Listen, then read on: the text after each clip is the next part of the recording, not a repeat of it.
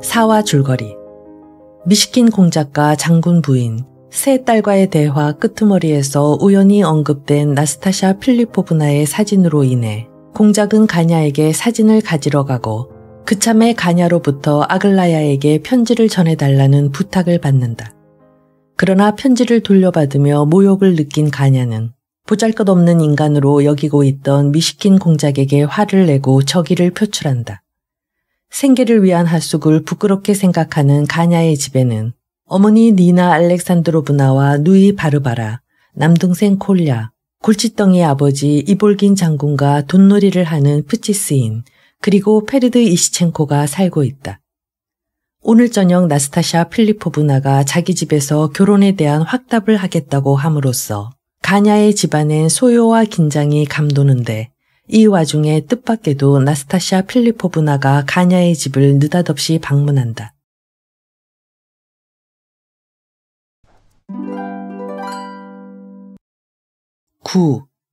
방 안은 갑자기 완전한 침묵에 잠겼다. 모두들 공작의 말이 잘 이해가 가지 않는 듯이, 아니 오히려 알고 싶지 않게라도 한 듯이 그의 얼굴을 쳐다보았다. 가냐는 놀란 나머지 전신이 마비된 것처럼 멍청하게 서 있었다. 이러한 순간에 나스타샤 필리포브나의 방문이 있다는 것은 이 집 식구들에게는 참으로 괴이하고 난처하고 뜻하지 않은 일이었다. 나스타샤 필리포브나가 처음으로 이 집을 찾아왔다는 것만으로도 그렇게 생각하게 하기에 충분했다. 여태까지 그녀는 가냐와 이야기를 할 때에도 그의 가족들과 사귀고 싶다는 희망조차 표시한 적이 없으리만큼 거드름을 부려왔던 것이다. 더욱이 최근에는 마치 그러한 사람들이 이 세상에 존재하지도 않는 것처럼 아예 입에 올리지도 않고 있었던 것이다. 가냐도 자기에게 귀찮은 이야기를 멀리하는 것에 다소는 기뻐하고 있었지만 그래도 마음속으로는 상대방의 거만함을 계산하고 있었다. 어쨌든 그는 그녀에게서 자기 가족에 대한 냉소와 익사를 기대했을지언정 그녀가 직접 자기 집을 찾아오리라고는 꿈에도 생각하지 않았다. 이번에 혼담을 둘러싸고 그의 집안에서 어떠한 일이 일어나고 있는가, 그리고 그의 가족이 그녀를 어떤 눈으로 보고 있는가 하는 얘기가 모두 그녀의 귀에 들어갔다는 것은 가냐도 확실히 알고 있었기 때문이다. 그녀의 방문은 바야흐로 사진을 보낸 뒤이기도 한데다가 그녀의 충명일과 같은 날이며 그녀의 운명을 결정하겠다고 약속한 날이기도 했기 때문에 거의 그 결정 자체를 의미하는 것이었다. 공작을 바라보는 일동의 얼굴에 나타난 의혹은 그리 오래 계속되지 않았다. 나스타샤 필리포브나가 안내를 기다리지 않고 직접 객실 입구에 나타나 또다시 공작을 가볍게 밀쳐내면서 방 안으로 들어왔기 때문이다. 이제야 간신히 들어왔네. 그런데 무엇 때문에 배를 잡아매 놓았죠. 황당해서 달려나온 가냐에게 손을 내밀며 그녀는 잠옷 유쾌한 듯이 말했다. 아니, 어째서 그렇게 넋이 나간 것 같은 얼굴을 하고 있어요. 소개시켜주세요. 자. 극도로 당황한 가냐는 얼결에 바르바라를 먼저 소개했다. 그러자 두 여인은 서로 손을 내밀기 전에 우선 야릇한 시선을 나누었다. 그래도 나스타샤 필리포브나는 생긋 웃으며 유쾌한 표정을 지어 보였으나 바르바라는 그런 가면을 쓰려고도 하지 않고 우물한 눈으로 뚫어지게 상대방을 바라볼 뿐 간단한 예의가 요구하는 미소의 그림자조차 얼굴에 띄지 않았다. 가냐는 가슴이 섬뜩하였다. 이제는 애원을 하지도 못하고 또 그럴 겨를도 없었다. 그는 위협적인 눈빛으로 바르바라를 노려볼 뿐이었다. 바르바라는 그 눈빛으로 지금의 이 한순간이 오빠에게 어떠한 의미를 가지고 있는가를 깨달았다. 그래서 그녀는 오빠에게 조금 양보하기로 결심한 듯 나스타샤 필리포브나에게 살짝 미소를 지어 보였다. 가정 안에서는 아직 서로 사랑하고 있었던 것이다. 그래도 어느 정도 이 어색한 공기를 완화시킨 것은 니나 알렉산드로브나였다. 가냐는 너무나 당황한 나머지 여동생 다음으로 어머니를 소개했고 또 어머니를 먼저 나스타샤 필리포브나 앞으로 데리고 갔다. 그러나 니나 알렉산드로브나가 자기의 더없는 기쁨을 피력하기 시작하자마자 나스타샤 필리포브나는 끝까지 들으려고도 하지 않고 가냐 쪽으로 획 몸을 돌리더니 앉으라는 말이 나오기도 전에 한쪽 구석에 창가에 놓인 조그마한 소파에 걸터 앉으며 큰 소리로 물었다. 당신의 서재는 어디 있어요? 그리고 하숙인들은 댁에선 하숙을 치고 있다면서요. 가냐는 얼굴이 홍당무가 되어 뭐라고 더듬더듬 대답하려 했으나 나스타샤 필리포브나는 즉시 이렇게 덧붙였다. 도대체 어디가 하숙을 치는 방이죠? 당신의 서재는 어디 있어요? 그리고 그건 수입이 괜찮은가요? 갑자기 그녀는 니나 알렉산드로브나에게로 얼굴을 돌리며 물었다. 공연이 분주하기만 해요. 그녀는 더듬더듬 대답하기 시작했다. 그야 물론 전혀 벌이가 되지 않는 건 아니지만 그러나 우리는 그저 다만 이번에도 나스타샤 필리포브나는 끝까지 들으려 하지 않았다. 그녀는 찬찬히 가냐를 쳐다보다가는 큰 소리로 웃으며 이렇게 소리쳤다. 아니, 그런데 그 표정은 왜 그래요? 아이 참, 정말 이런 때 어째서 그런 얼굴을 하고 있죠. 그녀의 웃음은 한참 동안이나 계속되었다. 실제로 가냐의 얼굴은 아주 일그러져 있었다. 말뚝처럼 굳어졌던 태도와 우스꽝스럽고 비열한 어쩔 줄 몰라 하는 표정은 갑자기 사라지고 그 얼굴은 무서울 만큼 창백해졌다. 입술은 경련을 일으키며 비틀어졌다. 그는 말없이 눈을 떼지 않고 침통한 시선으로 언제까지나 웃음을 그치려 하지 않는 손님의 얼굴을 응시하는 것이었다. 방 안에는 또 한 사람의 방관자가 있었다. 처음 나스타샤 필리포브나를 본 순간부터 마비 상태에 빠진 채 장승처럼 문간에 서 있었으나 그래도 그는 가냐의 얼굴이 창백해지며 무서운 변화를 일으킨 것을 알아챘다. 이 방관자는 공작이었다. 그는 거의 놀란 듯 기계적으로 몇 걸음 내디뎠다. 물을 마시세요. 그는 가냐에게 속삭였다. 그리고 그런 눈으로 사람을 보는 게 아닙니다. 공작은 이 말을 아무런 생각이나 계산도 없이 그저 충동적으로 했음에 틀림없다. 그러나 그의 말은 의외로 큰 영향을 주었다. 가냐의 분노는 갑자기 공작에게로 돌려진 듯했다.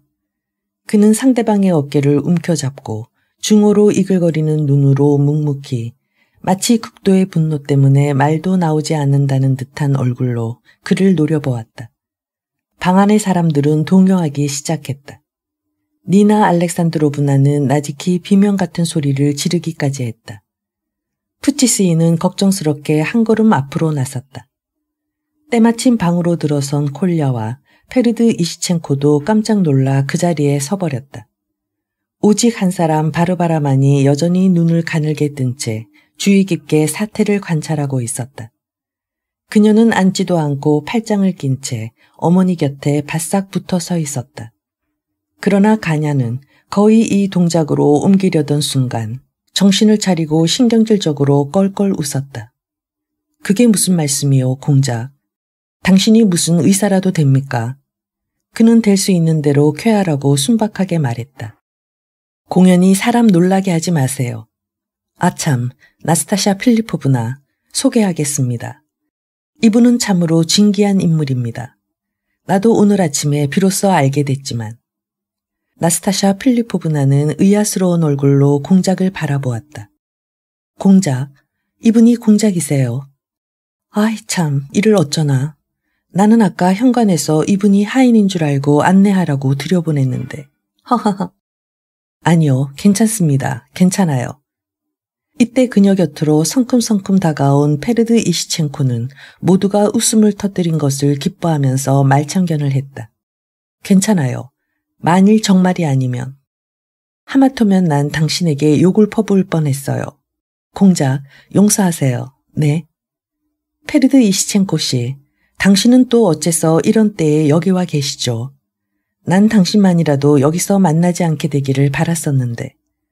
그런데 이분은 누구시라고요? 무슨 공작? 미슈킨. 그녀는 다시 가냐에게 물었다. 가냐는 여전히 공작의 어깨를 잡은 채 어물어물 소개를 끝났다. 그리고 내 집의 하숙인입니다. 하고 덧붙였다. 방 안에 있던 사람들은 공작을 무슨 진기한 그리고 이 거북한 상황에서 그들을 구출해주는 계기를 마련해준 존재인 듯이 바라보고 있는 성 싶었다.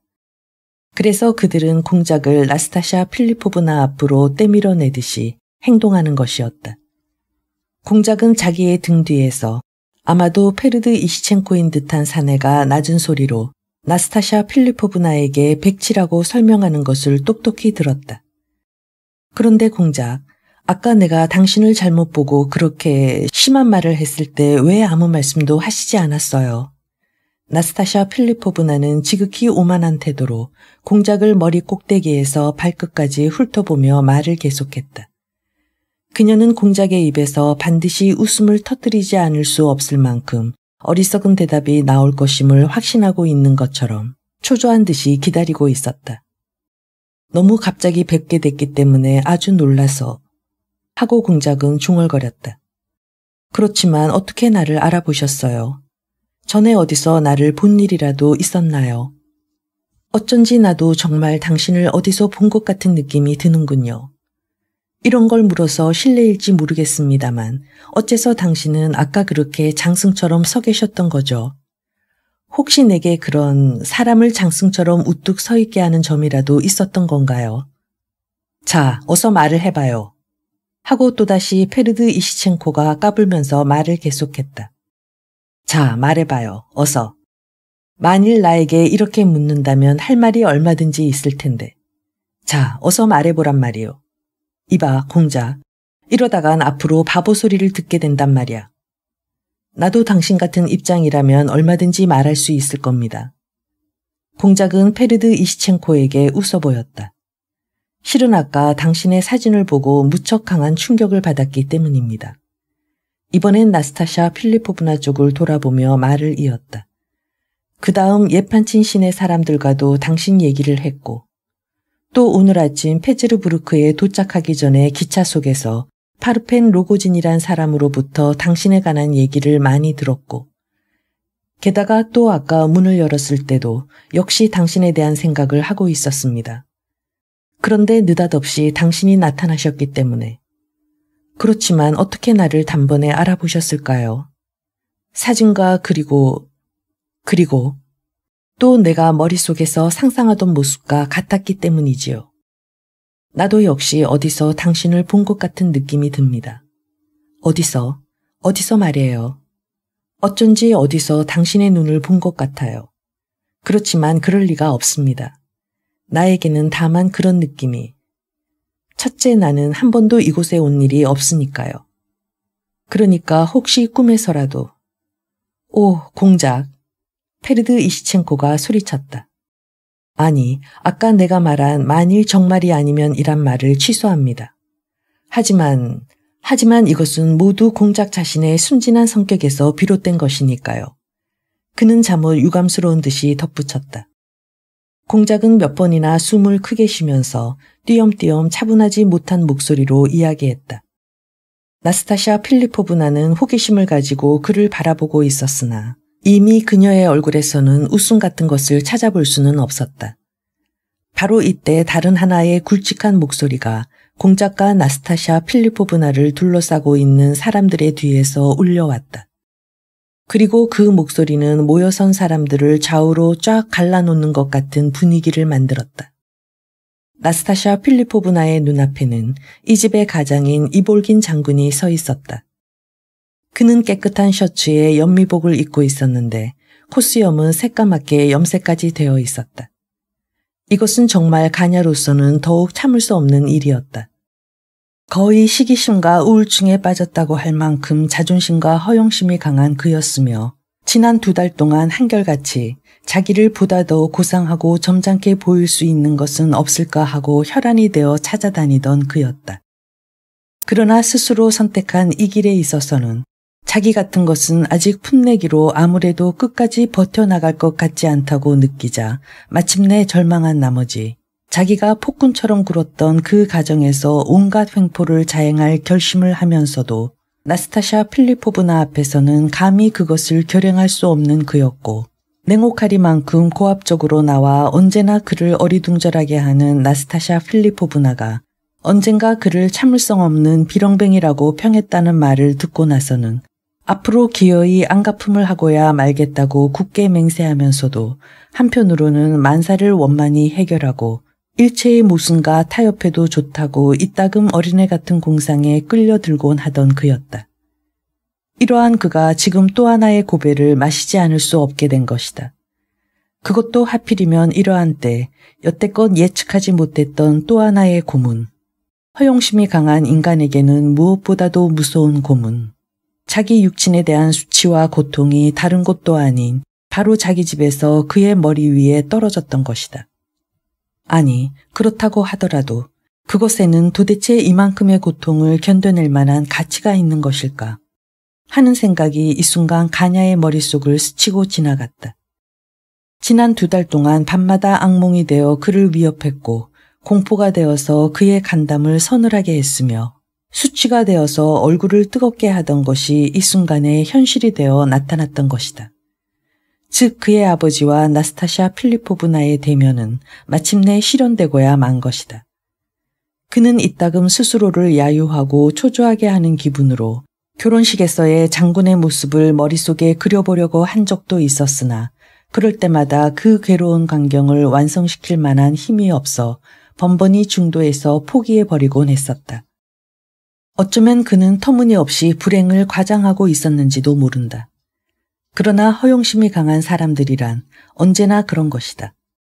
아무튼 지난 2달 동안 그는 여러 가지로 생각하고 또 생각한 결과 어떤 일이 있더라도 며칠 동안만이라도 좋으니 아버지를 꼼짝 못하게 가둬놓든가 만일 가능하다면 차라리 페체르부르크에서 쫓아내버리고자 했고 어머니가 동의하든 반대하든 그런 것은 상관없이 결행해버리기로 그는 결심했던 것이다. 그러나 10분 전에 나스타샤 필리포브나가 방에 들어섰을 때 그는 너무나 놀라 어리둥절해 있었으므로 아르달리온 알렉산드로비치가 이 방에 나타날는지 모른다는 것을 깜빡 잊고 그것에 대한 아무런 조치도 강구하지 않고 있었다. 그런데 장군은 어느새 연미복까지 꺼내 입고 점잖게 여러 사람 앞에 나타난 것이다. 그것도 하필이면 나스타샤 필리포브나가 가냐와 그 가족들에게 조소를 퍼부을 기회를 찾고 있는 바로 이런 순간에 실제로 그녀의 오늘의 방문이 이 밖에 과연 무엇을 의미하고 있는가? 어머니나 누이 동생과 벗이 되기 위해서 온 것일까? 그렇지 않으면 그들에게 모욕을 주기 위해 온 것일까? 그러나 양쪽에서 진을 치고 있는 형세로 보아서 그런 추측은 조금도 의문의 여지가 없는 것이었다. 어머니와 누이 동생은 몹시 모욕을 당한 것 같은 얼굴로 한 옆에 앉아 있었는데 나스타샤 필리포브나는 그런 사람들이 자기와 한 방에 있다는 것조차 까맣게 잊고 있는 듯한 태도였다. 그러나 그녀가 일부러 이런 태도를 취하는 데는 반드시 그 어떤 목적이 있을 것이었다. 페르드 이시첸코가 장군을 붙잡고 마구 끌듯이 앞으로 데리고 나왔다. 아르달리온 알렉산드로비치 이볼기니오. 허리를 약간 구부리고 미소를 지어 보이며 장군은 위엄 있게 자기소개를 했다. 불행한 노병이지만 이처럼 아름다운 당신을 집안에 맞을 수 있음에 행복을 느끼고 있는 이 집의 가장이기도 하오. 그가 미처 말을 마치기도 전에 페르드 이시첸코가 재빨리 뒤에다 의자를 들이밀어 놓았기 때문에 그렇잖아도 마침 점심 뒤여서 다리가 나른하던 장군은 의자에 털썩 주저앉았다. 아니, 그렇다기보다는 엉덩방아를 찧은 것이다. 그러나 그는 조금도 당황해하는 기색이 없이 나스타샤 필리포브나의 정면에 앉아 유쾌하게 얼굴의 근육을 움직이면서 점잖은 동작으로 천천히 그녀의 손을 잡아 자기 입술로 가져갔다. 대체로 장군은 웬만한 일로는 좀처럼 당황하지 않았다. 그의 풍모는 약간 단정하지 않은 데가 있기는 했지만 그래도 아직 점잖았으며 이것은 장군 자신도 잘 알고 있었다. 전에는 그도 상류 사교계에 출입할 기회가 있었으나 요 몇 해 전부터는 완전히 거기에서 제외되고 말았다. 그런 뒤로 그는 이미 완전히 자제를 잃고 어떤 유혹 같은 것에 끌려 들어가 아주 그것에 빠져버리고 말았다. 그러나 그는 아직 빈틈없이 남에게 호감을 주는 매너는 그대로 간직하고 있었다. 나스타샤 필리포브나는 아르달리온 알렉산드로비치가 나타난 것을 아주 만족해하는 눈치였다. 그에 대해서는 물론 그녀도 소문을 들어 알고 있었다. 듣자니까 내 아들이. 아르달리온 알렉산드로비치는 입을 열었다. 네, 당신의 아드님은 훌륭해요. 아니, 아버님 되시는 분도 매우 훌륭하시군요. 왜 당신께서는 제 집에 한 번도 오시지 않으십니까? 당신 자신이 피하고 계신 건가요? 그렇지 않으면 아드님이 당신을 숨기고 있는 건가요? 다른 사람이라면 또 몰라도 당신께서는 이젠 누구의 수고를 빌리지 않고 혼자서라도 제 집에 오실 수 있지 않습니까? 19세기의 아들들과 그 아버지들은 장군은 또 무슨 말인지 시작하려 했다. 나스타샤 필리포브나, 잠깐만 아르달리온 알렉산드로비치를 실례하게 해주시지 않겠어요? 저쪽에서 무슨 볼 일이 있는 모양이니까. 니나 알렉산드로브나가 큰 소리로 말했다. 실례를 하게 해달라고요. 그건 너무 하시는데요. 난 여러 가지 얘기를 많이 들어 벌써부터 만나 뵙기를 바라고 있던 참이었어요. 그리고 알렉산드로비치에게 무슨 볼 일이 있으시다는 거죠. 이젠 퇴역하시지 않았어요. 장군께서는 저를 혼자 있게 하시지는 않으시겠죠. 이 방에서 나가버리시지는 않으시겠죠. 수일 내로 주인이 직접 댁으로 찾아가 뵙도록 하겠어요. 이건 내가 약속하죠. 그러나 지금은 좀 쉬셔야 해요. 아르달리온 알렉산드로비치, 당신은 쉬셔야 한대요. 몹시 못마땅하다는 듯이 불만스럽게 얼굴을 찌푸리면서 나스타샤 필리포브나는 이렇게 소리쳤다.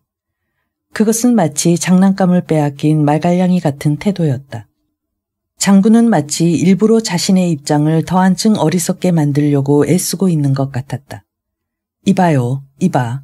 그는 점잖게 아내를 돌아보며 나무라듯 이렇게 말하고는 한쪽 손을 가슴 위에 얹었다. 어머니, 저리로 함께 가시지 않으시겠어요? 바르바라가 큰 소리로 말했다. 아니야, 난 끝까지 여기 앉아 있겠다.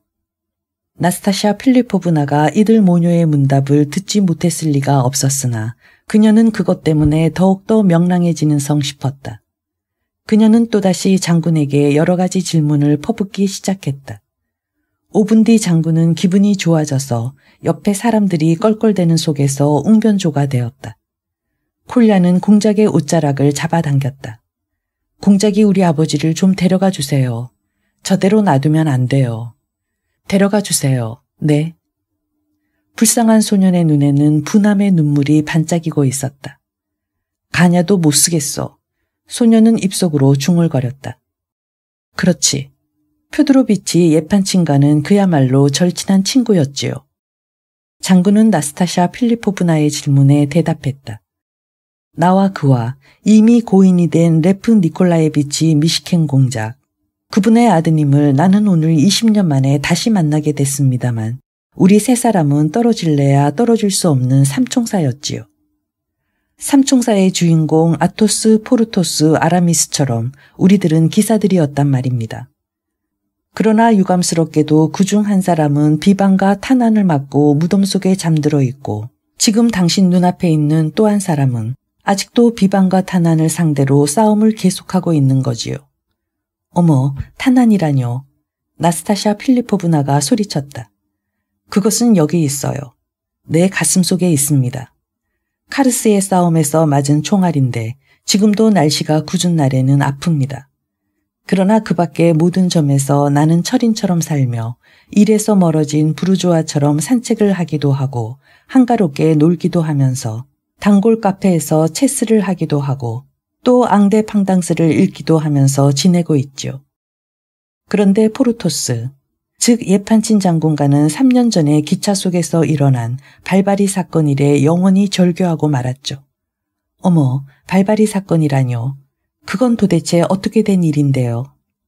나스타샤 필리포브나가 호기심에 가득 찬 말로 물었다. 발발이라고요.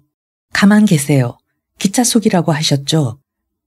그녀는 무엇인지 생각나는 것이 있는 모양이었다. 뭐 새삼스레 얘기할 만한 가치도 없는 사건입니다. 벨로콘스카야 공작 부인의 가정교사 미시즈 슈미트가 사건의 원인이었지만 그러나 새삼스레 얘기할 만한 건 아닙니다. 아니, 꼭 듣고 싶어요. 명랑하게 나스타샤 필리포브나가 소리쳤다. 나도 아직 그 얘기는 못 들었습니다. 페르드 이시첸코도 한마디 했다. 이건 처음 듣는 얘긴걸요. 아르달리온 알렉산드로비치. 또다시 니나 알렉산드로브나의 애원하는 소리가 들렸다. 아버지, 잠깐만 와보세요. 이번에는 콜야가 소리를 쳤다. 뭐 대단한 얘긴 아닙니다. 간추려서 이야기해봅시다. 장군은 자랑스럽게 이야기를 늘어놓기 시작했다. 그러니까 2년 전의 일입니다. 아니, 2년이 채 안 됐는지도 모르겠습니다. X철도가 새로 개통됐을 때 나로서는 꽤 중대한 볼일로, 즉 사무인계에 관한 볼일로 1등표를 사서 기차에 자리를 잡고 앉아 담배를 피우고 있었습니다. 나는 담배를 계속해서 피우고 있었습니다. 그전부터 피우고 있었으니까요. 나는 칸막이 좌석 안에 혼자 앉아 있었지요. 흡연이 금지되어 있는 곳도 아니고 그렇다고 허가되어 있는 곳도 아니니까 이를테면 관례상 반쯤은 허가된 곳이라고나 할까요. 즉 다시 말하면 그 승객에 따라서 말입니다. 창문은 열려 있었지요. 그런데 발차의 벨이 울리기 직전에 갑자기 두 부인이 발바리를 한 마리 데리고 들어와서 내 맞은편 좌석에 자리를 잡고 앉았단 말입니다. 하마터면 그들은 기차를 놓칠 뻔했습니다. 그중 한 여자는 밝은 옥색 옷을 입었고 또 한 여자는 검은 비단 옷에 쇼를 두르고 있었습니다. 양쪽이 다 밉상은 아니었는데 대단히 거만스러운 표정을 하고서 영어로 짓거려 대더군요. 나는 물론 태연했습니다. 그냥 담배를 피우고 있었지요. 전혀 생각을 안 한 것은 아니었지만 창문이 열려 있어서 그쪽에다 대고 피웠지요. 발바리는 옥색 옷의 부인의 무릎 위에 얌전히 앉아 있었습니다. 내 주먹만한 조그만 놈인데 털이 새까맣고 발끝만이 흰 진기한 발바리였습니다. 은제 목걸이엔 무늬가 새겨져 있었습니다. 나는 어디까지나 태연했습니다. 그러나 아무래도 부인들은 화를 내고 있는 것 같았습니다. 물론 내 담배 때문이었지요. 그 중에 하나가 안경을 꺼내 들고 이쪽을 노려보기 시작했습니다. 그래도 나는 모른 채 했지요. 저쪽에서 아무 말도 하지 않으니까 말이에요. 뭐라고 한마디 주의를 준다든가 부탁을 한다든가 하면 좋지 않느냔 말입니다. 그 사람들도 남들처럼 혀를 가지고 있을 테니까요. 그러나 여전히 잠자코 있는 겁니다. 그러자 갑자기 아무런 경고도 없이, 그야말로 한마디의 경고도 없이 마치 미치기라도 한 것처럼 옥색 옷의 부인이 내 손에서 담배를 낚아채더니 창밖으로 획 던져버렸단 말입니다. 기차는 달립니다. 나는 한참 동안 얼빠진 얼굴을 하고 있었지요. 이런 야만인이 또 어디 있습니까? 어차피 야만스러운 계급의 출신일 테지만 말입니다. 뚱뚱하고 키가 큰 금발머리에 볼이 빨간 여자였어요. 그 여자는 나를 향해 눈을 번쩍이고 있었습니다. 난 아무 말 않고 놀랄 만큼 점잖게 흠잡을 데가 없을 만큼 세련되고 정중한 태도로 두 손가락을 발바리에게 가져가서 그 목덜미를 부드럽게 잡고 방금 담배를 던진 바로 그 창문을 통해 밖으로 내던져 버렸습니다. 캥 하는 외마디 소리가 겨우 들렸을 뿐이었어요. 기차는 사정없이 달렸습니다. 어머나, 당신도 어지간하시군요. 하고 나스타샤 필리포브나는 어린애처럼 깔깔거리며 손뼉을 쳤다. 브라보, 브라보, 페르드 이시첸코가 외쳤다. 장군이 나타난 것을 몹시 불쾌하게 여기고 있던 푸치스인도 빙그레 웃었다. 콜야까지 웃으면서 브라보를 외쳤다. 그렇지만 나는 정당했던 것입니다. 어디까지나 정당했었단 말입니다. 신이 난 장군은 열심히 이야기를 계속했다. 왜냐고요? 만일 기차 안에서 흡연이 금지되어 있다면 개를 데리고 타는 것은 더욱 엄중히 금지되어야 할 게 아닙니까? 브라보, 아버지. 콜야는 기뻐서 소리를 질렀다. 참 잘하셨어요. 내가 그런 일을 당했더라도 틀림없이 그렇게 했을 거예요. 그래, 그 부인이 가만히 있던가요? 나스타샤 필리포브나가 몹시 궁금한 듯 물었다. 그 여자 말입니까? 바로 그겁니다. 참으로 불쾌한 것은 눈살을 찌푸리며 장군은 계속했다. 한마디 말도 없이 다짜고짜 내 뺨을 갈기지 않겠어요. 야만인이라도 이만저만한 야만인이 아니었습니다. 그래서 당신은?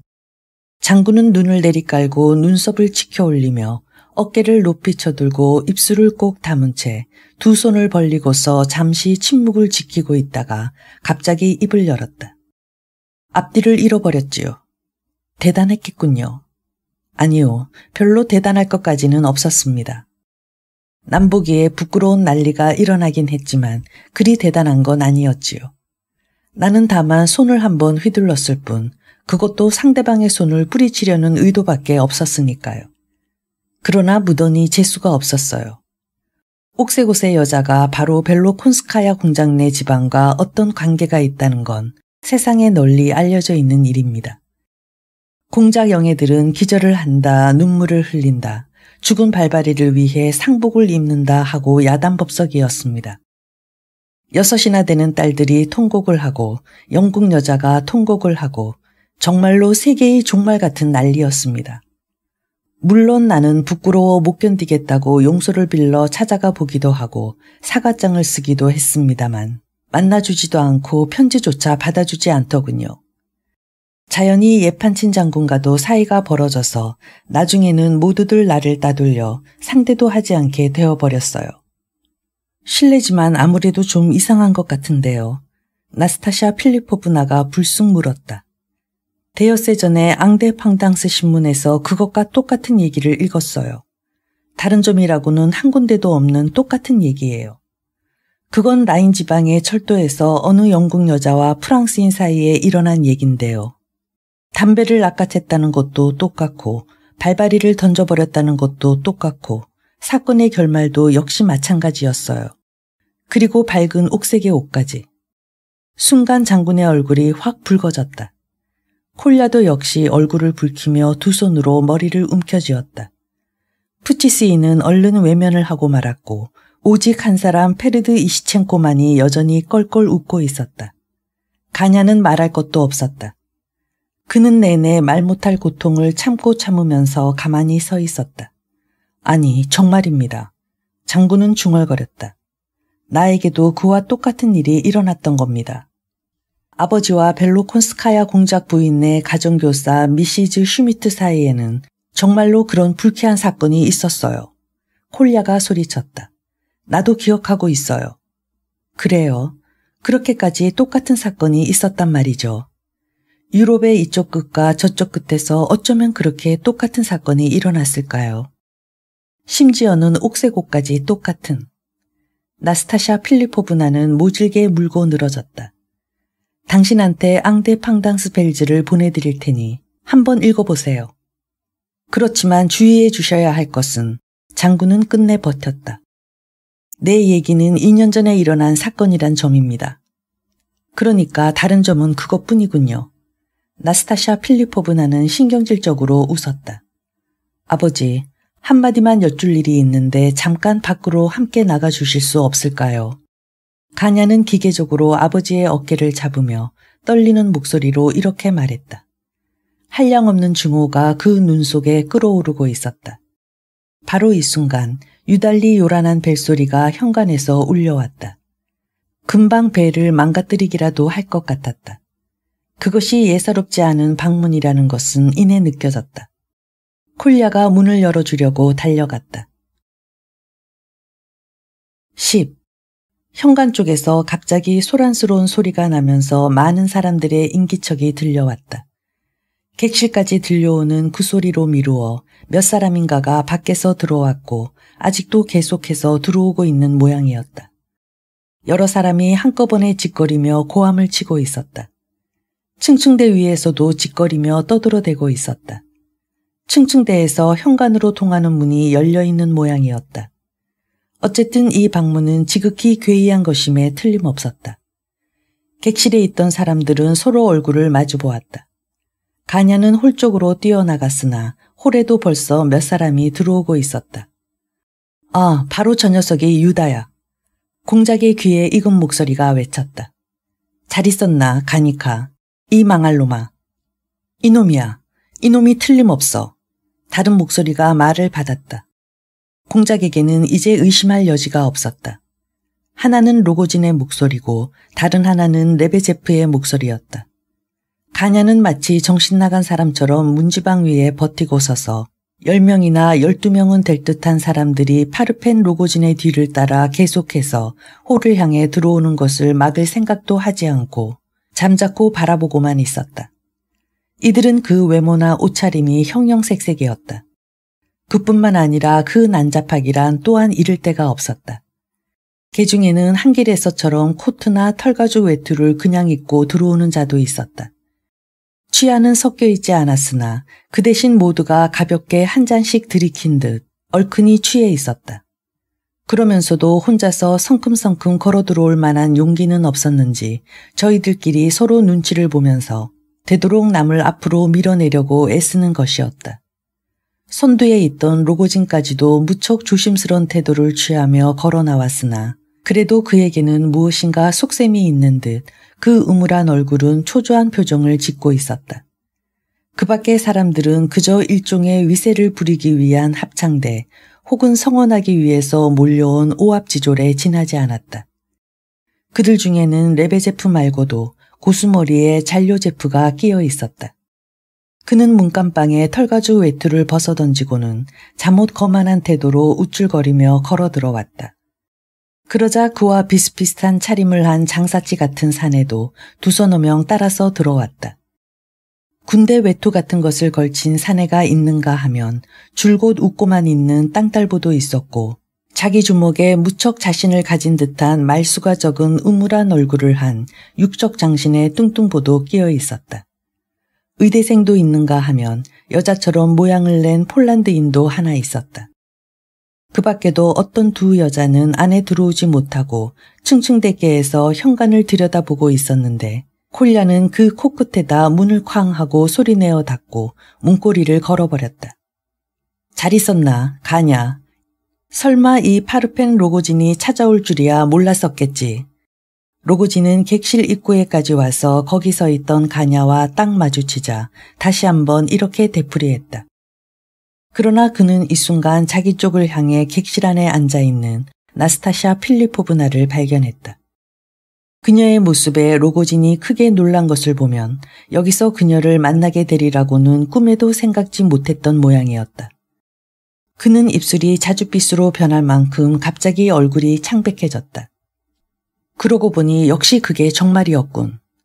그는 적잖이 낙담한 듯 혼잣말처럼 이렇게 중얼거렸다. 이젠 마지막이다. 좋아. 이제 이렇게 된 이상 내 놈을 상대할 수밖에 없다. 그는 갑자기 사나운 저기에 불타 가냐를 노려보면서 부두둑 이를 갈았다. 자, 빌어먹을. 그는 치밀어 오르는 분노를 참지 못하는 듯 숨을 거칠게 쉬며 말도 제대로 하지 못했다. 거의 기계적으로 객실 안에 발을 들여놓았으나 갑자기 니나 알렉산드로브나와 바르바라를 발견하자 그처럼 흥분해 있었음에도 불구하고 약간 당황한 듯 발을 멈췄다. 그의 뒤를 따라 언제나 그림자처럼 붙어 다니는 레베제프가 객실에 들어왔다. 그는 벌써 어지간히 취해 있었다. 다시 그 뒤를 이어 의대생, 좌우를 향해 꾸벅꾸벅 인사를 하고 있는 잔료제프, 그리고 마지막으로 땅딸보가 사람들을 헤치며 들어왔다. 방 안에 부인들이 있다는 것이 그들의 언동을 어느 정도 억제했고 따라서 그들에게는 몹시 방해가 되는 모양이었다. 그러나 물론 이것은 이를 계시하기까지, 즉 뭐라고 한마디 큰 소리를 침으로써 행동을 계시하기까지의 소론에 불과하고 일단 일이 터진 다음에는 거기에 어떤 부인이 있건 그들은 그런 것에 아무런 구애도 받지 않을 것임에 틀림없었다. 아니, 어떻게 된 거야? 공작, 자네도 여기 있었나? 뜻밖의 공작을 만난 것에 크게 놀란 로고진은 당황하여 말했다. 여전히 각반을 맨 채로군. 젠장. 그러나 그는 곧 공작의 존재 따위는 잊어버린 듯 한숨을 몰아쉬더니 다시 나스타샤 필리포브나에게 눈을 돌렸다. 그리고는 마치 자석에 끌려드는 쇠처럼 조금씩 그녀에게로 다가가는 것이었다. 나스타샤 필리포브나도 역시 불안스러운 호기심으로 이 손님들을 바라보고 있었다. 가냐는 마침내 제정신으로 돌아왔다. 그런데 도대체 이게 어찌된 일입니까? 그는 엄중한 표정으로 정색을 하고 새로운 손님들을 둘러보면서 주로 로고진을 향해 큰 소리로 떠들어댔다. 당신들은 설마 여기를 마곡간으로 알고 들어온 건 아니겠죠? 여기엔 내 어머님과 누이가 있습니다. 어머니와 누이가 있다는 것쯤은 알고 있어. 로고진이 이빨 사이로 내뱉듯 대답했다. 어머니와 누이라는 것쯤은 알고 있단 말이야. 레베제프가 분위기 조성을 위해서 맞장구를 쳤다. 주먹을 쓰는 한 사람은 드디어 차례가 왔다고 생각하는 모양으로 무엇라고 웅얼거리기 시작했다. 그러나 어쨌든 갑자기 버럭 큰 소리로 가냐가 외쳤다. 먼저 여기서 홀 쪽으로 나가주시오. 할 말이 있으면 그 다음에. 이봐, 딴 점 부리지 마. 로고진은 그 자리에서 한 발짝도 움직이지 않고 심술사납게 이죽거렸다. 이 로고진을 못 알아보겠다는 거야. 설사 어디서 만났던 일이 있다고 하더라도 그러나 지금은 뭐 어디서 만났는지 모르겠다고. 석 달 전에 내 놈은 트럼프로 나한테서 아버지 돈 200루블을 몽땅 털어갔지. 그것 때문에 노인은 죽어버렸단 말이야. 그런데도 잘 모르겠다고. 내 놈이 나를 끌어들이고 크니프란 놈한테 속임수를 쓰게 해서 돈을 빼앗아 먹고는 그래도 모르겠다는 거야. 그 증인은 바로 저기 있는 푸치스인이다. 너 같은 놈은 1루블 은하 3입만 호주머니에서 꺼내 보이면 그것이 탐나서 바실리에프 섬까지 내 발로 기어가고도 남을 놈이야. 너는 그런 인간이야. 너는 원래가 그런 근성을 가진 놈이란 말이다. 그래서 나는 오늘 내 놈을 돈으로 몽땅 매수해버리려고 온 거야. 내가 이런 신발을 신고 왔다고 해서 걱정할 건 조금도 없다. 돈은 나한테 얼마든지 있으니까. 내 놈을 비롯하여 너의 가산 전부를 삼아.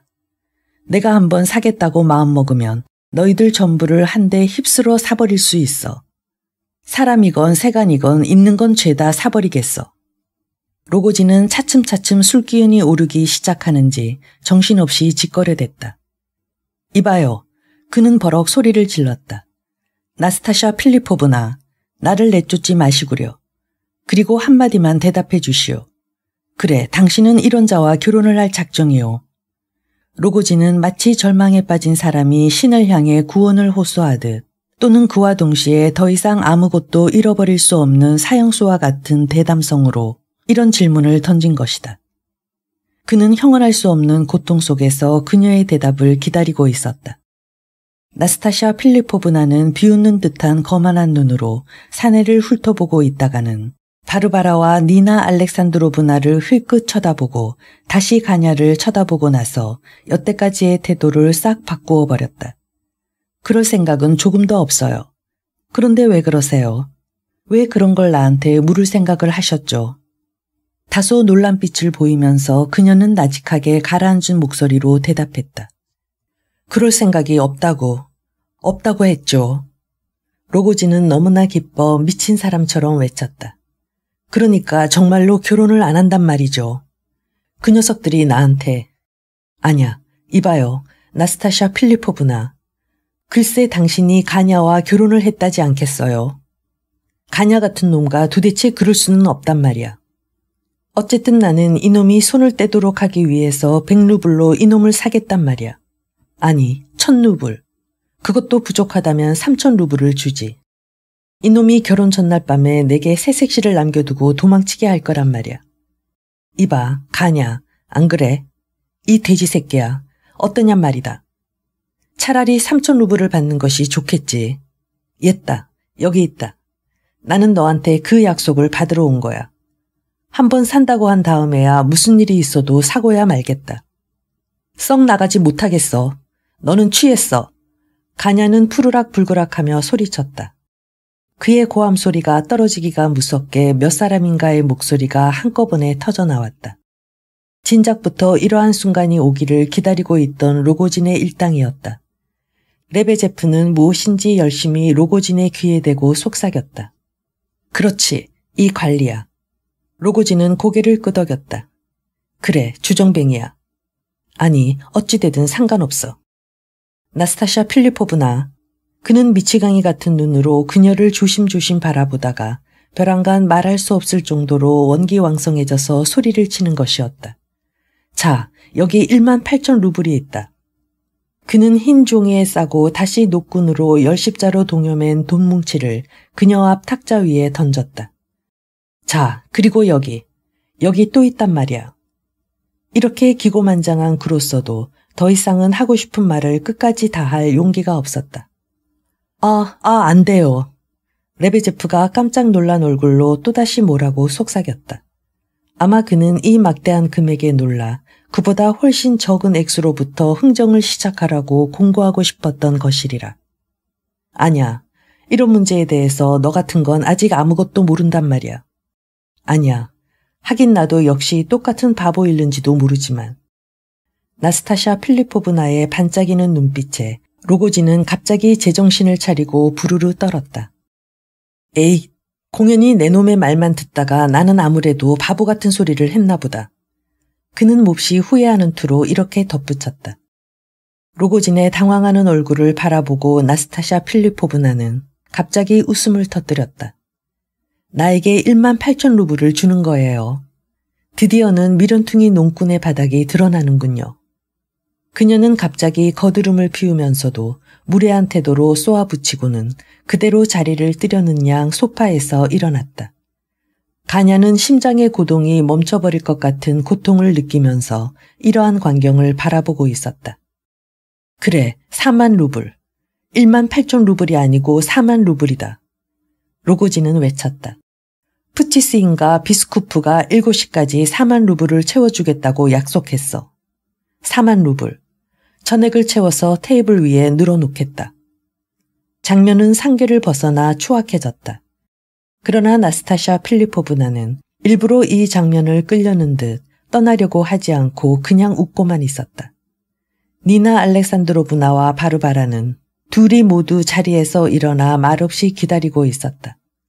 바르바라의 눈은 반짝반짝 빛나고 있었으나 니나 알렉산드로브나는 이 사건이 병적인 그녀에게 작용이라도 일으킨 듯이 곧 기절이라도 할 것처럼 떨고 있었다. 에이, 그렇다면 10만 루블이다. 오늘 당장이라도 10만 루블을 챙기겠다. 푸치스인, 도와다오. 너도 벌이가 될 테니까. 자네 미쳤군. 푸치스인은 얼른 그에게로 다가가서 그의 팔을 잡으며 속삭였다. 자네는 취했어. 이러다가는 경찰에 연행되겠어. 자넨 지금 자네가 어떤 위치에 있는지나 알고 있나? 취해서 헛소리를 하고 있는 거예요. 나스타샤 필리포브나가 조롱하듯 말했다. 아니, 절대로 헛소리가 아니야. 돈은 문제없어. 저녁 때까지는 채우겠어. 푸치스인, 도와주게. 어이, 고리대금 업자. 이자는 받고 싶은 대로 받아도 좋으니 저녁 때까지 10만 루블만 돌려줘. 이런 일로 물러설 내가 아니라는 걸 보여줘야겠어. 로고진은 흥분의 황홀경에 취해 있었다. 그런데 이게 도대체 뭐야? 잔뜩 화가 난 아르달리온 알렉산드로비치가 로고진에게 다가서면서 버럭 소리를 질렀다. 여태까지 잠자코 있던 이 노인의 이러한 갑작스런 언동은 다분히 희극적으로 느껴졌으므로 어디선가 킬킬거리는 소리가 들렸다. 이건 또 어디서 붉어졌지. 로고진도 웃었다. 여보, 영감. 갑시다. 한 잔 살 테니. 이건 너무 비열해. 콜야는 창피함과 분함 때문에 정말로 울면서 소리쳤다. 그래, 이 부끄러움을 모르는 여자를 여기에서 끌어내줄 사람이 당신들 가운데는 한 사람도 없나요? 분노에 온몸을 떨면서 이번엔 바르바라가 외쳤다. 그 부끄러움을 모르는 여자라는 건 나를 두고 하는 말이죠. 상대방의 말을 얕잡는 듯한 쾌활함으로 나스타샤 필리포브나는 가볍게 받아넘겼다. 이런 줄도 모르고 당신들을 만찬에 초대하러 온 것을 보면 나도 어지간히 바보예요. 저 가브릴라 아르달리오노비치, 당신의 누이 동생은 나를 저렇게 냉대하고 있는 거예요. 뜻하지 않은 누이 동생의 이 말에 가냐는 벼락이라도 맞은 듯이 잠시 동안 꼼짝도 못하고 서 있었다. 그러나 이번에는 정말로 나스타샤 필리포브나가 나가버리려는 것을 보자 화가 머리끝까지 치민 그는 와랑 누이 동생한테 덤벼들어 그 팔을 움켜잡았다. 너 도대체 그게 무슨 소리냐? 당장에 박살을 내고 말 듯한 형상으로 그는 누이를 노려보며 버럭 고함을 질렀다. 그는 이미 완전히 분별을 잃고 앞뒤도 가리지 못했다. 무슨 소리냐고요? 날 어디로 끌고 가려는 거예요? 그래, 저 여자가 당신의 어머니께 창피를 주고 당신의 집을 모욕하러 왔는데도 저 여자에게 용서를 빌란 말이에요. 당신은 비열한 인간이에요. 바르바라는 의젓하게 두전 쪽으로 오빠의 얼굴을 쳐다보면서 또다시 소리쳤다. 잠시 동안 그들은 얼굴을 맞대고 서 있었다. 가냐는 여전히 누이 동생의 팔을 움켜쥐고 있었다. 바르바라는 힘껏 그의 손을 뿌리쳤다. 또 한 번, 그러나 힘이 모자랐다. 그러자 그녀는 참지 못하고 느닷없이 자제를 잃어 오빠의 얼굴에다 침을 뱉었다. 어머나, 대단한 아가씨인거려. 나스타샤 필리포브나가 소리쳤다. 브라보! 푸치스인, 축하를 드립니다. 순간 가냐는 눈앞이 캄캄해졌다. 그는 앞뒤를 분간하지 못하고 힘껏 누이 동생을 내리칠 양으로 번쩍 손을 치켜 올렸다. 그러나 그때 또 하나의 손이 밑으로 후려치려는 가나의 손을 재빨리 붙잡았다. 두 남매 사이에는 공작이 서 있었다. 이러시면 안 됩니다. 그만들 해두시오. 그는 강경하게 말했으나 그도 또한 무서운 심적 동요로 온몸을 떨고 있었다. 호, 내 놈은 언제까지나 나를 방해할 셈이로구나. 바르바라의 팔을 놓고 가냐는 으르렁거리듯 외치고 나서 국도에 달한 분노에 불타올라 그 자유로워진 팔로 힘껏 공작의 뺨을 후려 갈겼다. 아, 콜야는 저도 모르게 손뼉을 치며 소리쳤다. 이거 큰일 났구나. 사방에서 놀라움의 외침이 일어났다. 공작의 얼굴은 금세 창백해졌다. 나무라는 듯한 기묘한 눈으로 그는 가냐의 눈을 똑바로 응시했다. 그의 입술은 떨리며 무엇인가를 말하려고 애쓰고 있었으나 그 어떤 어울리지 않는 야릇한 미소로 괴이하게 일그러질 뿐이었다. 좋아요. 나한테 무슨 짓을 해도. 하지만 저분에게만은 절대로 안 됩니다. 그는 나직이 겨우 이렇게 말했다. 그러나 갑자기 참지를 못하고 가냐를 그대로 놓아둔 채 두 손으로 얼굴을 가리면서 한쪽 구석으로 물러나 벽 쪽으로 얼굴을 돌린 공작은 띄엄띄엄 말했다. 아, 당신은 틀림없이 자신의 행위를 아주 후회하게 될 겁니다. 가냐는 쥐구멍에라도 찾고 싶은 심정으로 기가 푹 죽어 서 있었다. 콜야는 옆으로 다가와서 공작에게 키스를 했다. 뒤이어 로고진 바르바라 푸치스인 니나 알렉산드로브나 심지어는 아르달리온 알렉산드로비치까지 앞을 다투어 그에게로 몰려왔다. 괜찮습니다. 괜찮아요. 공작은 여전히 그 어울리지 않는 미소를 띤 채 좌우를 향해 중얼거렸다. 후회하게 될 거야. 로고진이 소리쳤다. 가냐, 부끄럽지도 않나. 이런 양같이 순한 사람에게 모욕을 주고. 공작, 당신은 참으로 훌륭해. 저런 놈에게는 침이라도 뱉어줘. 자, 나하고 함께 갈까? 로고진이 얼마나 당신에게 반했는지 이제 알게 될 거야. 나스타샤 필리포브나는 역시 가냐의 행위와 그것에 대한 공작의 태도에 깊은 충격을 받았다. 여태까지의 부자연스러운 웃음과는 전혀 어울리지 않는 그녀의 창백한 얼굴이 이제는 분명히 그 어떤 새로운 감정으로 어지럽혀져 있는 것 같았다. 그러나 그녀는 그것을 말로 나타내고 싶지 않은 듯 조소의 빛만 그 얼굴에 더욱더 짙어져 가는 것 같이 보였다. 정말 저분의 얼굴은 내가 어디서 꼭 본 얼굴이에요. 그녀는 또 갑자기 아까의 의문을 생각해내고는 돌연 진지한 얼굴로 말했다. 그래, 당신은 조금도 부끄럽다고 생각하지 않습니까? 당신은 원래가 그런 사람인가요? 아니, 절대로 그럴 리가 없습니다. 벼랑간 공작은 진심으로 그녀를 나무라는 투로 이렇게 소리쳤다. 나스타샤 필리포브나는 어안이 벙벙하여 희죽 웃었다. 그러나 그 웃음 뒤에 무엇인가를 숨기고 있기라도 한 듯 얼마쯤 당황한 빛을 띠고 가냐를 힐끗 쳐다보고는 곧장 객실에서 나가버렸다. 그러나 현관까지도 가지 않고 갑자기 객실로 되돌아와 니나 알렉산드로브나에게로 다가가서 그 손을 잡아 자기 입술에 댔다. 저 사람을 잘 보았어요. 저도 정말은 그런 여자가 아니에요. 그녀는 빠른 어조로 속삭였다.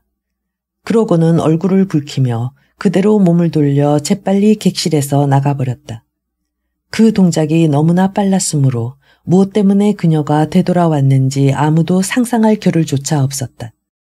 다만 니나 알렉산드로브나에게만 뭐라고 속삭이고 그 손에 키스한 것 같다는 정도로만 생각했을 뿐이었다. 그러나 바르바라는 모든 것을 보았고 또 들었으므로 경의에 찬 눈으로 그녀의 뒷모습을 바라보았다. 가냐는 정신을 차리고 나스타샤 필리포브나를 배웅하러 쫓아나갔으나 그녀는 이미 밖으로 나가 있었다. 그는 층층대에서 겨우 그녀를 잡았다.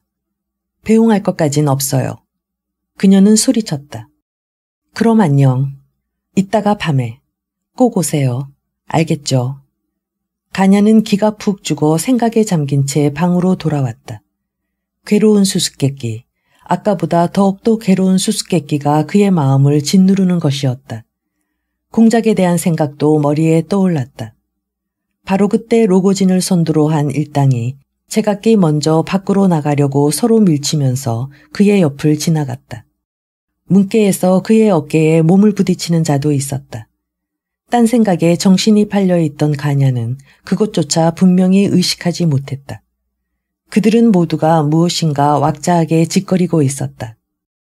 로고진은 푸치스인가 나란히 걸어 나오면서 무엇인가 중대하고 긴급한 볼일에 대해서 여러 가지 끈덕지게 다짐을 받고 있었다. 이봐, 너는 졌어, 가냐. 지나치면서 그는 외쳤다. 가냐는 불안스럽게 그들의 뒷모습을 바라보고 있었다. 10일. 공작은 객실을 나와 자기 방에 틀어박혀버렸다. 콜야가 곧 그를 위로하려고 달려왔다. 순진한 소녀는 이제 그에게서 떨어질 수 없는 심정인 것 같았다. 나와버리신 것은 참 잘하신 일이에요. 콜야는 이렇게 말했다. 거기서는 아까보다도 더 큰 난리가 벌어졌을 테니까요. 우리 집은 날마다 이런 꼴이에요. 모든 것이 그 나스타샤 필리포브나 때문이에요. 이 집에는 여러 가지 많은 병이 도지고 도져서 그것이 차차 악화되어 가고 있군. 공작이 단정하듯이 말했다. 맞았어요. 악화될 대로 악화되었어요. 우리 집의 경우는 뭐라고 변명할 여지도 없어요. 모든 것이 우리들 자신에게 있으니까요. 실은 나한테 친구가 하나 있는데 그 사람은 나보다 몇 곱절이나 더 불행해요. 공작이 원하신다면 소개해 드릴까요? 오, 좋지. 내 친구라고. 네, 거의 친구나 다름없는 사람이에요. 그 사람 이야기는 요담에 자세히 말씀드리기로 하죠. 그건 그렇고 나스타샤 필리포브나는 굉장한 미인이더군요. 어떻게 생각하세요? 난 여태껏 그 사람을 본 적이 없었거든요. 그래서 한번 보려고 무척 애를 썼어요. 미모는 정말 눈이 부실 정도였어요. 만일 형이 사랑한다면 난 모든 것을 용서하겠어요. 그런데 형은 무엇 때문에 돈을 받는 걸까요? 그게 참 한심한 일이에요. 그래, 나도 내 형님에게는 별로 호감이 가질 않는다. 그건 당연하죠. 더구나 공작은 아까 그렇게.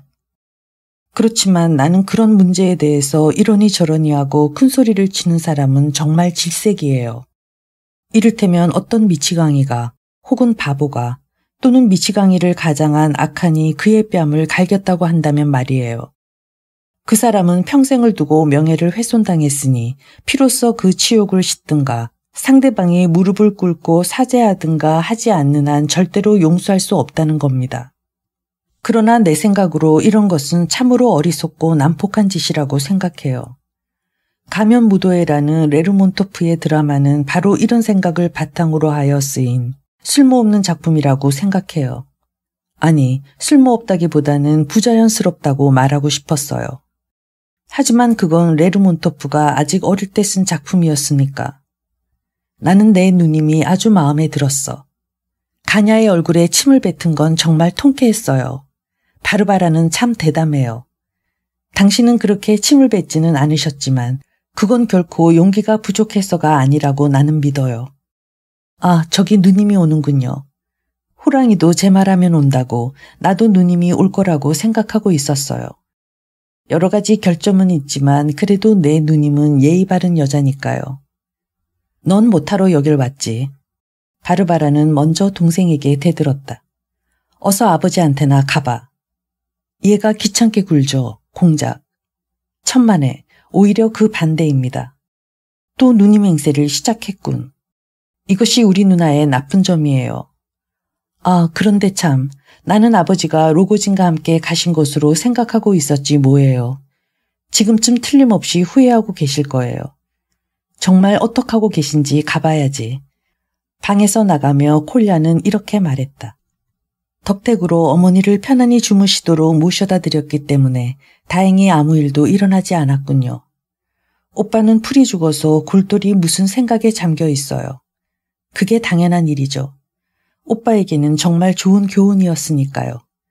그래서 당신에게 감사의 말씀을 드리려고 이렇게 찾아왔어요. 공작, 당신은 전에 나스타샤 필리포브나를 모르셨던가요? 네, 몰랐습니다. 그럼 어째서 당신은 그 여자에게 맞대놓고 그런 여자가 아니다라고 말씀하셨죠. 그리고 또 어쩐지 그 말이 맞는 것 같아요. 어쩌면 사실 그녀는 그런 여자가 아닌지도 몰라요. 하지만 나는 아무것도 몰라요. 물론 그 여자는 우리를 모욕할 목적으로 찾아왔어요. 나는 그전부터 그 여자에 대해 여러 가지 이상한 얘기를 많이 들어왔어요. 그렇지만 만일 그 여자가 우리를 초대하려고 찾아왔다면 어째서 처음에 어머니한테 그런 짓을 했을까요? 푸치스이는 그 여자를 잘 알고 있는데 아까 그 여자가 한 짓만은 도무지 이해할 수가 없다는 거예요. 그리고 그 로고진인가 하는 사람과의 수작에서 조금이라도 자존심이 있다면 그렇게는 이야기하지 못했을 거예요. 더구나 자기의 그 집에서 말이에요. 어머니도 역시 당신에 대해서 여간 걱정을 하고 있는 게 아니에요. 아니, 난 아무렇지도 않습니다. 공작은 손을 저어 보였다. 그런데 어째서 그 여자는 당신의 말을 그렇게 순순히 들었을까요? 내 말을 듣다니요. 당신이 그 여자에게 부끄럽지도 않느냐고 말씀하시자 대번에 딴 사람처럼 되어버리던 거려. 당신은 분명히 그 여자에게 가마력을 가지고 계세요. 살짝 미소를 지어 보이면서 바르바라는 덧붙였다. 방문이 열리더니 전혀 뜻밖의 가냐가 들어왔다. 그는 방 안에 바르바라가 있는 것을 보고도 전혀 망설이는 기색이 없었다. 잠시 문지방 위에 서 있다가 갑자기 결연한 태도로 공작에게 다가왔다. 공작, 내가 참으로 비열한 짓을 했습니다. 제발 용서해 주십시오. 갑자기 그는 강렬한 감정으로 말했다. 그의 얼굴 표정은 격심한 고통을 나타내고 있었다. 공작은 깜짝 놀라 그 얼굴을 응시한 채 금방은 아무 대답도 하지 못했다. 어서 용서해 주십시오. 용서해 주세요. 가냐는 초조하게 되풀이했다. 만일 허락하신다면 지금 당장 당신 손에 키스하겠습니다. 공작은 완전히 감동되어 말없이 두 팔을 벌려 가냐를 껴안았다. 두 사람은 진실된 감정으로 키스했다. 나는 당신이 이런 사람이라고는 꿈에도 생각지 못했어요. 공작은 간신히 숨을 쉬면서 입을 열었다. 내 생각에 당신은 좀처럼 사과 따윈 하지 못할 거라고 말이죠. 아니, 나는 아까 어째서 당신을 천치라고 생각하고 있었을까요? 당신은 다른 사람이 결코 알지 못하는 것까지 죄다 알아챌 수 있는 능력을 가지고 있습니다. 당신은 흉금을 털어놓고 함께 이야기할 수 있는 분입니다. 그러나 지금은 아무 말씀도 드리지 않는 것이 좋을 거예요. 여기 또 한 사람 당신이 용서를 빌어야 할 분이 있습니다. 공작은 바르바라를 가리키며 말했다. 아니, 그녀는 언제나 내 적입니다. 정말이에요. 공작, 나는 한두 번 겪은 것이 아닙니다. 이 집에서는 진심으로 사람을 용서하는 일이 없습니다. 가냐는 열을 올려 외쳤다. 그리고 바르바라에게서 획 얼굴을 돌렸다. 나는 용서해요. 갑자기 바르바라가 말했다. 용서하겠다고. 그럼 오늘 저녁 나스타샤 필리포브나 집에 가겠니? 오빠가 굳이 가자고 한다면 가줄 용의는 있어요. 하지만 생각해 보세요. 이제 와서 내가 어떻게 그 여자네 집에 갈 수 있겠어요? 그 여자는 내가 생각하는 그런 인간이 아니야. 그 사람은 수수께끼를 던지고 있는 거야. 아까 그건 일종의 속임수야. 가냐는 심술궂게 웃었다.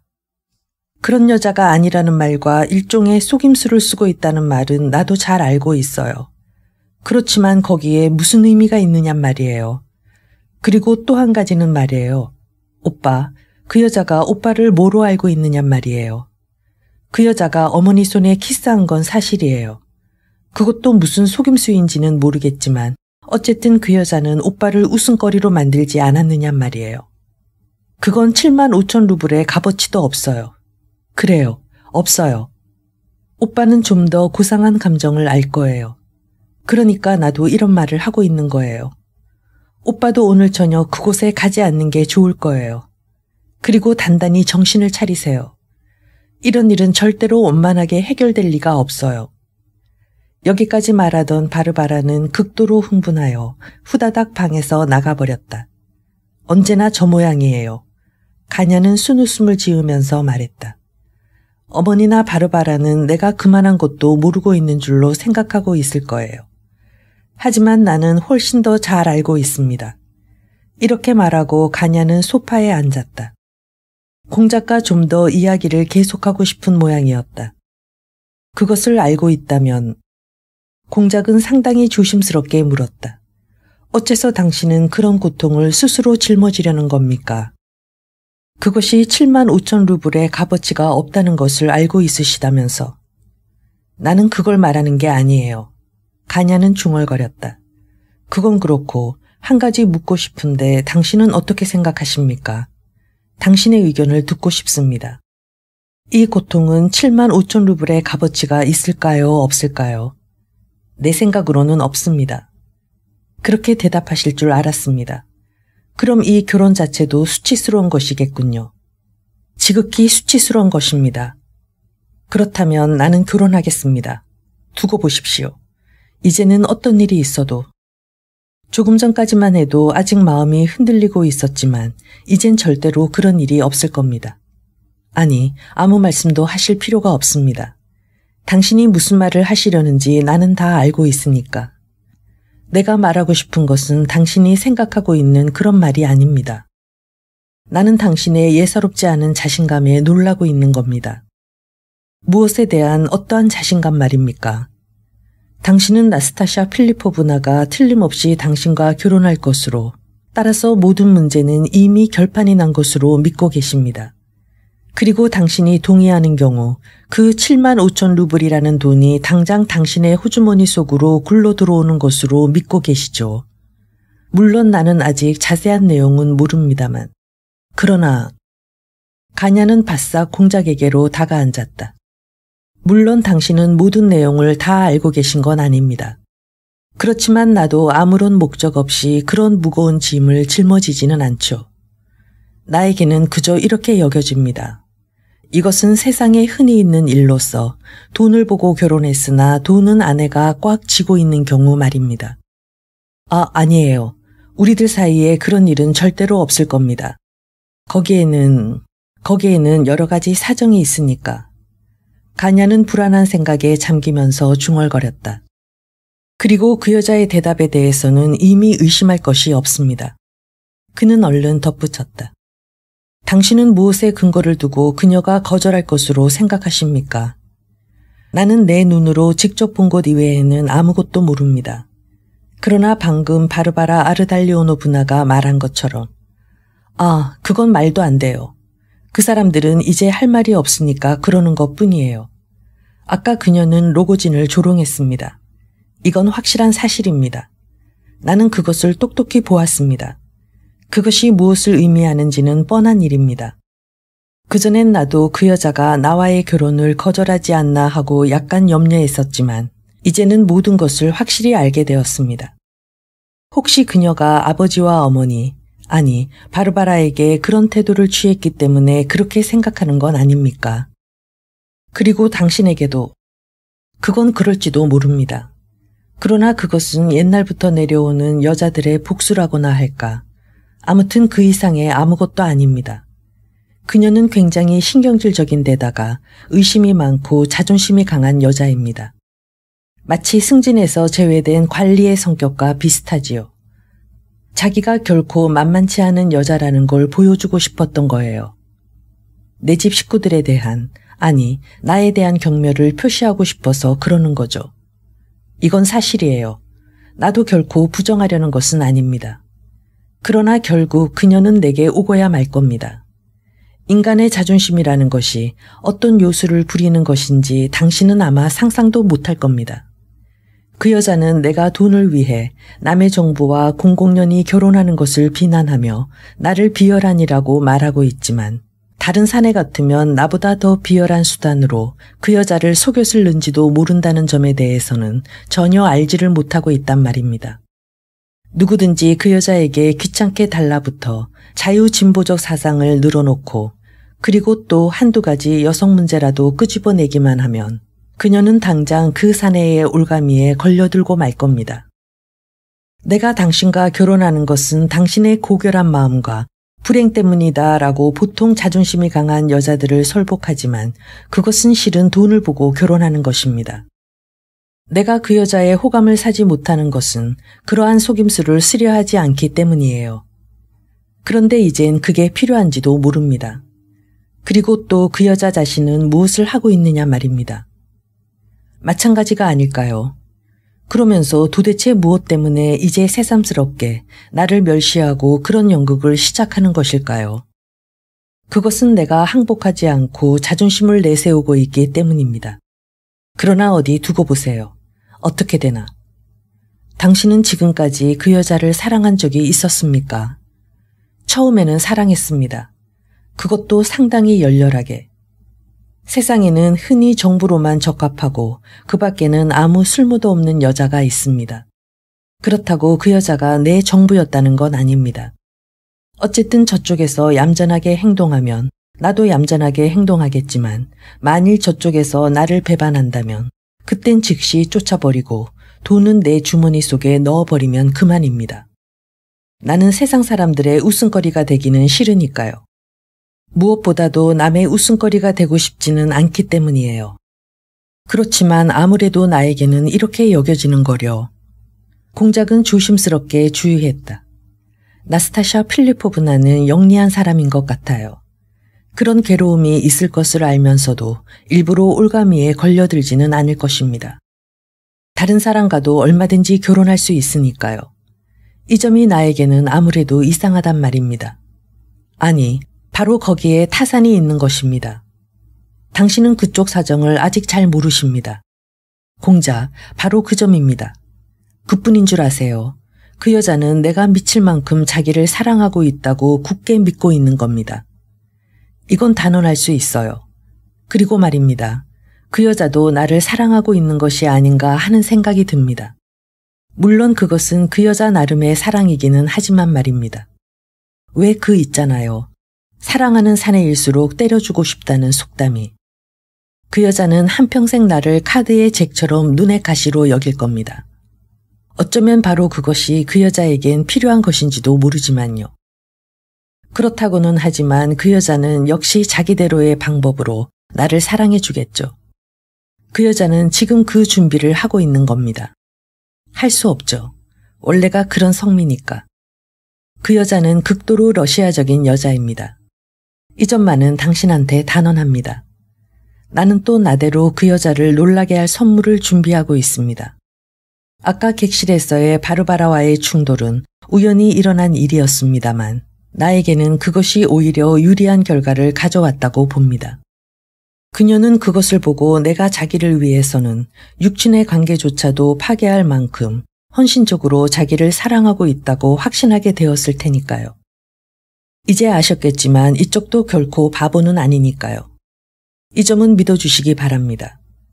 그건 그렇고 공작, 혹시 당신은 나를 형편없는 수다쟁이라고 생각하시는 건 아닙니까? 어쩌면 당신에게 이렇게 모든 것을 털어놓는다는 것은 그리 좋은 일이 아닐는지 모르겠습니다. 그러나 나는 당신 같은 고결한 사람을 평생 처음 만났기 때문에 무조건 당신에게 달려들었던 것입니다. 달려들었다는 말을 농담으로만 받아들이지는 마세요. 당신은 아까 그 일로 아직 화를 내고 계시는 건 아니겠죠. 어쩌면 나는 최근 2년 동안 진심으로 마음을 터놓고 이야기해 보기는 이번이 처음일는지도 모릅니다. 내 주위에는 결백한 사람이 너무도 적습니다. 푸치스인 만큼 결백한 사람도 거의 없을 정도니까요. 아니, 당신은 웃고 계시는 것 같군요. 그렇지 않은가요? 비열한 자는 결백한 인간을 좋아한다는 것을 모르셨습니까? 나 같은 건 말하자면 아니, 그렇지만 어떤 점에서 내가 비열한일까요? 공작, 솔직히 말씀해 주세요. 왜 그 여자를 비롯해서 모두가 나를 비열한이라고 부르는 것일까요? 게다가 또 모든 사람들의 말에 따라 또 그녀의 말에 따라 나까지 나 자신을 비열한이라고 부르고 있으니 말입니다. 이것이야말로 비열한 짓입니다. 비열하기 짝이 없는 짓입니다. 나는 이제부터는 절대로 당신을 비열한이라고 생각하지 않을 겁니다. 공작은 말했다. 아까는 당신을 악한이라고까지 생각했었습니다만 지금 당신은 나에게 생각지도 않은 기쁨을 주었습니다. 아니, 참으로 좋은 교훈이었습니다. 겪어보지 않고는 사람을 함부로 판단하는 게 아니에요. 그러나 이제는 똑똑히 알았습니다. 당신은 악한이 아닐 뿐만 아니라 돌이킬 수 없을 정도로 아주 타락한 인간도 아닙니다. 내가 보기에 당신은 지극히 평범한 사람이에요. 다만 기가 좀 약한 분 같군요. 남들보다 두드러진 점이라곤 조금도 없습니다. 가냐는 혼자 마음속으로 쓴웃음을 지었으나 별다른 말은 하지 않았다. 공작은 자기의 비평이 상대방의 마음에 들지 않았음을 알아채고 당황하며 역시 입을 다물어 버렸다. 아버지가 당신에게 돈을 달라는 말을 하지 않았습니까? 가냐가 불쑥 물었다. 아니요. 이제 곧 하게 될 텐데 절대로 주면 안 됩니다. 그래도 옛날엔 점잖은 어른이었습니다. 상류사의 사람들과도 교제가 있었으니까요. 그런데 어떻게 된 건지 그런 구식에 점잖은 인간은 자꾸만 계속해서 망해만 가고 있어요. 조금만 세상 사정이 달라지면 벌써 옛날의 모습은 찾아볼 수도 없게 됩니다. 마치 화약이 타버리듯 말입니다. 옛날의 아버지는 그렇게까지 거짓말을 많이 하는 어른이 아니었습니다. 다만 옛날에는 지나치게 감격하곤 하시는 성질을 가지고 있었을 뿐입니다. 그런데 지금은 저렇게 타락해 버렸거든요. 물론 그 원인은 술입니다. 아직 모르시겠지만 아버지는 이런 형편에서도 첩까지 두고 있답니다.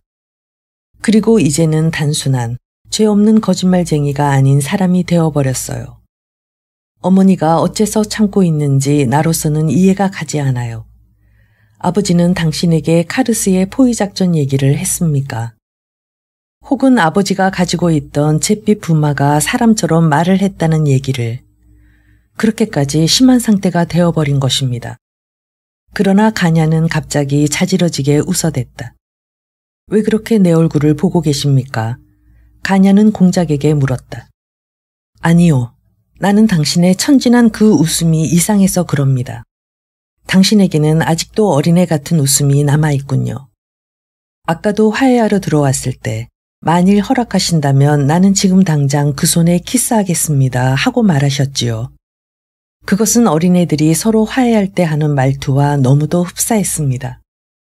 그러고 보면 당신은 아직도 그러한 말이나 행동을 능히 할 수 있는 사람이란 말입니다. 그런가 하면 또 느닷없이 기발한 말을 하기도 하고 7만 5천 루블이 이러니 저러니 하고 늘어놓기도 하고요. 정말 그런 이야기는 어쩐지 어리석고 있을 수 없는 것으로 여겨지는군요. 그럼 당신은 거기에서 어떤 결론을 내리고 싶으십니까? 결국은 당신이 너무 경솔하게 행동하고 있는 것이 아닐까요? 좀 더 주위를 자세히 둘러보아야 하지 않을까 하는 생각이 듭니다. 어쩌면 바르바라 아르달리오노 분하가 옳은 말을 했는지도 모릅니다. 아, 고결한 정신이 있단 말씀이죠. 내가 아직도 어린애 같다는 것은 나 자신도 알고 있어요. 가냐는 상기에서 상대방의 말을 가로챘다. 적어도 당신과 이런 이야기를 했다는 사실만으로도 내가 아직 어린애 같다는 건 틀림없습니다. 나는 말이에요, 공작. 오직 이해 타산으로 그 여자와 결혼하려는 건 절대로 아닙니다. 자존심을 다친 청년처럼 쓸데없는 소리까지 섞어가면서 말을 이었다. 이해 타산으로는 필경 실패하고 말 겁니다. 왜냐하면 두뇌로 보나 인격으로 보나 나는 아직 견고하지 못하기 때문입니다. 나는 정열에 의해 집착에 이끌려 나아가고 있는 겁니다. 내게는 엄청나게 큰 목적이 있으니까요. 아마 당신은 내가 7만 5천 루블을 받으면 이내 마차부터 사드릴 것으로 알고 계시겠지만 천만에. 그렇게 되어도 나는 재작년에 입던 낡은 프로코트를 그냥 걸치고 다니겠습니다. 클럽의 친구들과도 모두 손을 끊겠습니다. 대체로 우리나라에는 참을성이 있는 사람들이 적습니다. 그러면서도 너도 나도 모두 고리대금업에 손을 대고 있습니다. 그래서 나는 참을성 있게 견뎌볼 생각입니다. 참고 견뎌낸다는 것이 무엇보다 중요하지요. 모든 문제가 여기에 달려 있습니다. 푸치스이는 17살 때부터 거리에서 잠을 자며 펜이나 나이프 따위를 팔아 한 푼 두 푼 모으기 시작한 것이 지금은 6만 루블의 돈을 가진 재산가가 되었습니다. 그렇게 되기 위해 심한 노동을 해온 겁니다. 그러나 나는 이렇게 힘든 과정을 거치지 않고 단번에 자본가로서 활동을 개시하려는 겁니다. 15년만 지나면 그때는 저 사람이 바로 유대왕 이볼긴이다 라는 말을 세상 사람들한테 듣게 될 테니 두고 보십시오. 당신은 나더러 특징이 없는 인간이라고 말씀하셨죠. 하지만 공작, 생각해 보세요. 현대의 인간에게는 누군가로부터 너는 특성도 없고 성격도 약한 데다 뚜렷한 재능도 없는 지극히 평범한 인간이라는 말을 듣는 것처럼 모욕적인 처사는 없을 겁니다. 당신은 나를 한 사람의 비열한 인간으로도 인정하지 않았습니다. 솔직히 말하면 아까 그런 말을 들었을 때 나는 당신한테 달려들어 물어뜯고 싶은 마음의 충동을 느꼈습니다. 당신은 예판친 장군 이상으로 나를 모욕했어요. 예판친 장군은 나에 대해서 자기 아내까지 남에게 팔 수 있는 사내라고 생각하고 있으니까요. 나는 전부터 이 말에 화가 나 그렇다면 차라리 돈이라도 벌자는 생각을 하게 되었지요. 돈을 벌면 그때는 그야말로 고도의 독창적인 인간이 될 것입니다. 돈이라는 것이 무엇보다도 더럽고 밉살스러운 이유는 그것이 인간에게 재능까지도 부여하기 때문입니다. 그렇습니다. 그것은 이 세상이 끝나는 날까지 계속 부여할 것입니다. 당신은 그런 건 모두 어린애 같은 일종의 로맨틱한 생각에 지나지 않는다고 하실지 모르지만 그러나 어쩔 수 없습니다. 그것으로 나는 더 유쾌해질 테니까요. 그러나 어떻든 이 일은 성취되고야 말 것입니다. 나는 끝까지 버티고 견뎌내겠습니다. 마지막으로 웃는 자가 정말 웃는 자입니다. 어째서 예판진 장군이 날 모욕했는지 아십니까? 무슨 원한 때문이라고 생각하십니까? 천만에. 내가 너무나 보잘것없는 인간이라는 한 가지 이유밖에는 없습니다. 하지만 만일 그렇게 되는 날에는 아니, 이젠 그만둡시다. 벌써 식사 시간이니까요. 콜야가 벌써 2번이나 내다보고 있었습니다. 당신에게 식사 준비가 되었다는 걸 알리려고. 나는 이제 밖에 좀 나가봐야겠습니다. 앞으로도 가끔 들르겠습니다. 당신도 내 집에 계시면 그리 나쁘지는 않을 겁니다. 누구나 당신을 한 집안 식구나 다름없이 대해줄 테니까요. 알겠습니까? 이 호의만은 저버리지 마십시오. 어쩐지 나와 당신은 친구가 아니면 적이 될 것만 같은 생각이 듭니다. 어떻습니까? 만일 아까 내가 당신 손에 키스를 했다면 그것 때문에 나중에 내가 당신의 적이 되었을까요? 어떻게 생각하세요? 틀림없이 그렇게 되었을 겁니다. 그러나 영원히 그렇지는 않겠지요. 얼마 안 가서 참지를 못하고 나를 용서하고 말 겁니다. 잠시 생각하고 나서 공작은 웃는 얼굴로 잘라 말했다. 오호, 당신을 대할 때는 상당히 경계해야겠는거려. 그런 말 속에도 독이 들어있는지 모르니까요. 하지만 또 모르지요. 오히려 당신이 내 적일는지도. 아니, 농담입니다. 하하하. 아, 그런데 한 가지 물어본다는 것이. 나스타샤 필리포브나가 어쩐지 무척 당신의 마음에 든 것 같던데 그렇지 않습니까? 네, 마음에 들었습니다. 반하셨습니까? 아, 아니요. 그렇지만 얼굴을 붉히고 괴로워하고 있는 것을 보면 아니, 아무것도 아닙니다. 아무것도 아니에요. 이제 웃지 않겠습니다. 자, 그럼 또. 아, 그리고 그 여자는 그래봬도 상당히 정숙한 부인이에요. 왜 믿어지지가 않습니까? 당신은 그 여자가 아직도 토스키와 살고 있는 곳으로 생각하고 계십니까? 천만에, 관계를 끊은 지가 벌써 옛날입니다. 알아채셨을 테지만 그 여자가 무척 거북해하고 그리고 아까도 완전히 당황하고 있지 않았어요. 정말입니다. 그런 여자일수록 겉으로는 위세를 부리고 싶어하는 법이에요. 자, 그럼 실례합니다. 들어올 때와는 딴판으로 가냐는 훨씬 유쾌한 기분으로 방에서 나갔다.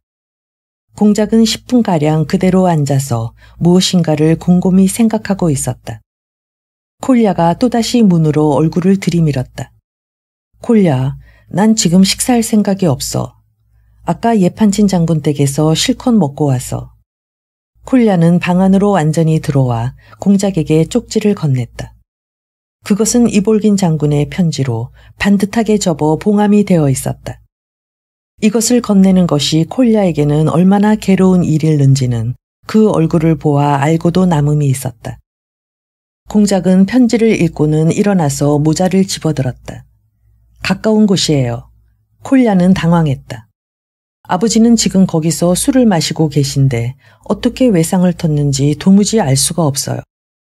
공작, 내가 이 편지를 당신에게 건넨다는 건 우리 집 식구한테 비밀로 해주세요. 이런 편지는 절대로 전하지 않겠다고 벌써 여러 번 맹세했는데도 아버지가 불쌍했어요.